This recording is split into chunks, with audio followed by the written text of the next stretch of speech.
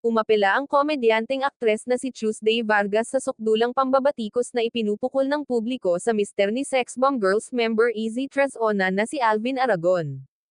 Sa isang social media post noong Biyernes ika-20 ng Pebrero, umapela si Tuesday sa publiko na unawain ang kondisyon ni Alvin sa kabila ng mga hindi magandang sinabi nito. Aniya, simple lang naman yung punto. Halatang-halatang unstable siya. Kailangan niya ng professional help. Kailangan niya ng understanding natin, ng kindness natin. Kasi has admitted he went through childhood trauma. Dagdag pa niya may pinagdaanan si kuya kaya ganon yung worldview niya. Ganon na lang siya kabilis manghusga. Saka mayroon siyang ini-exhibit na form of control in everything he says.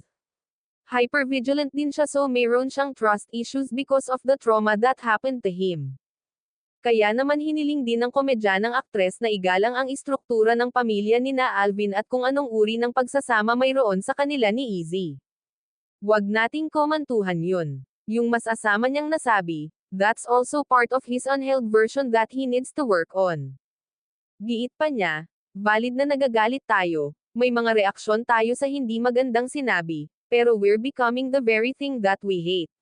Matatanda ang naging kontrobersyal si Alvin matapos niyang magbigay ng pananaw sa isang panayam hinggil sa pagiging trans woman ng stepdaughter niyang si Sofia Trazona, na umani ng samot-saring reaksyon.